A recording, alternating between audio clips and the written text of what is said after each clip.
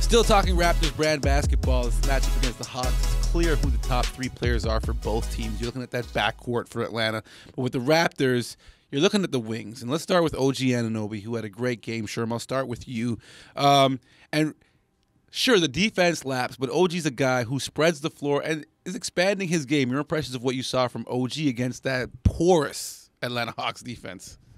OG is just being OG. I mean, on a night where Pascal plays great, Scottie plays great, it's good to see OG have numbers as well. And OG had 13 shots in the game, 10 of 13 from the floor, but I like the fact that he got 13 shots. You know what I mean? Like, for a guy who wanted a bigger role. Exactly. And on a night where Gary Trent Jr. had a solid night as well. So second half was really strong 100%. So I just think OG's versatility sometimes gets overshadowed in terms of his offensive opportunities, because if anybody's going to take a step back offensively, it seems to be OG. So on nights where everybody's clicking, it's great to see OG get his food and be able to eat. But there's no question, from a defensive perspective, OG is a game changer. And offensively, he's showing us time and time again that he's got some stuff in his game. He's got some things. An expanding arsenal. Is it expanding, or is it the fact that we're just getting a chance to see it? Because of the pecking order and exactly. Okay. So I think OG has had this stuff in his game, but he's just not able to put it on display all the time.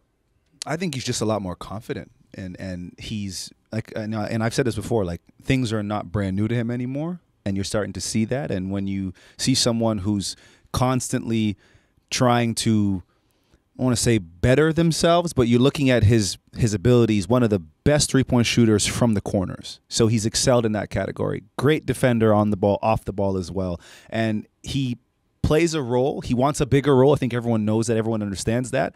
But he's playing within himself, and it's benefiting the Raptors. So I don't think you could ask for more. I mean, I think the same thing with Scottie as well. Like, last night could have been his night, but they just do so much. Like, well, they do so many other things on the floor. The scoring is just a bonus. You know, it's like he doesn't need to maybe expand his bag anymore. It's more so he's just confident enough to go ahead and showcase that on a more consistent basis. Well, you mentioned Scottie. This is a guy that's under a microscope, and people are looking at the numbers on a game-to-game basis, and they're saying, okay, well, he's trending downwards at this point in the season.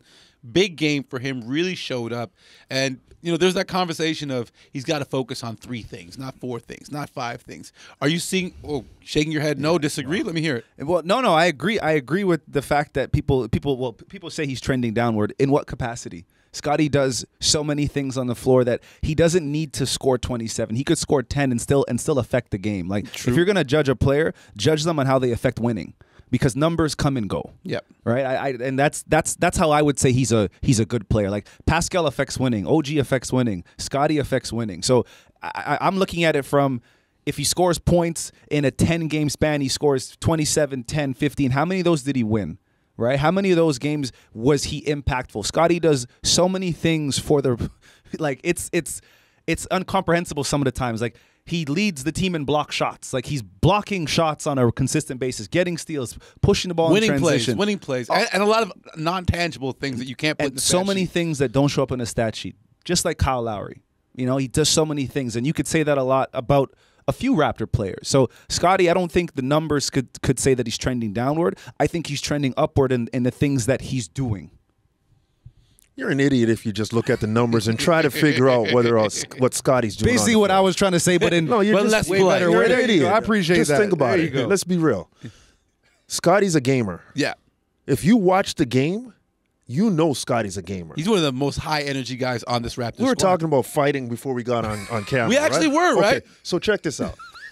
If the fight is on, you think Scottie's on the peripheral, or is he in the middle throwing blows? He's in there with He's the lead dog in that sled. He's the lead Barking. dog in that sled. That's Scottie. Yeah. I take a gamer that has so many tools at his disposal in the fight. Yeah. Every single night. Fourth quarter, Scottie shows up. Yeah.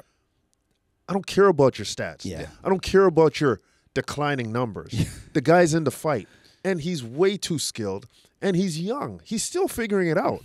Just because the Raptors are in a position where they're not doing as well as they want to, that's where the microscope comes. Yes, and now absolutely. people are looking at him and say, do more. And people who don't play, by the way. Right. He's a few years in this league.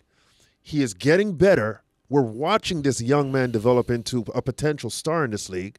Relax. And I think that's part of the conversation too. Is people are like, "Well, is he Giannis? Is he this guy? Is he that He doesn't guy?" have to be. Giannis one of the wasn't ways- Giannis when he was in this and phase. one of Giannis the ways is they Scottie. justify that argument is, well, look at the numbers. And of course, with the Raptors in the situation that they're in, they want to say, well, then Scottie's not the guy and he's the problem. And I think Nah. that's part of the That's conversation. a bunch of crap. Simplistic, Yes, absolutely. low-hanging fruit All right. explanation. Okay, well, enough from us. Let's hear from the players themselves. Let's check in with OG and Scottie. The guard when we're making out there making shots, being aggressive, attacking, transition, getting downhill, going to the rim. This makes us dangerous as a unit. Being able to get down to the paint and finishing at the rim. Scottie, you said that you and OG was your favorite player to play with a while ago. I'm wondering, they've paired you guys with a lot of lineups together this season. What makes it so enjoyable to play with? What makes you guys so effective together? He's great at defense, so being able to start on that defensive end and being able to just know that he can take those best players out and we can be able to try to string up stops and be able to run. He shoots the ball really well, and then he's able to get downhill. You know, when we're out there in the second unit, he's out there in the second unit sometimes with me, being able to score the ball and then be able to get out there and run as well. You know, I always see him as an easy target out there on the floor when they're trying to help. So it's easy to find him. I think it helps everyone. We're all being aggressive, all looking for our shot, and all just trying to make plays for each other, along with the rest of the team. So I think it helps everything and just sets the tone. How much is the chemistry? I mean, obviously, you've spent a couple of years now with Scottie, but the amount in which you two have played together this year, including some of those lineups with the bench units, how much do you feel like your chemistry with him has grown over the last couple months? Well, I think each and every game it grows. You know, we talk stuff out. We see mismatches for either or. We tell each other to be aggressive and just try to make an impact. You mentioned talking it out with Scottie. Last night, Pascal was saying that communication is a big thing that needs to be addressed on defense, more talking on the floor. What does that look like? Like, how do you have a conversation about talking more? Just whenever you see something happen, maybe like someone messes up, pull them to the side, talk about it. Not confrontational, just talk about it and just try to be better moving forward.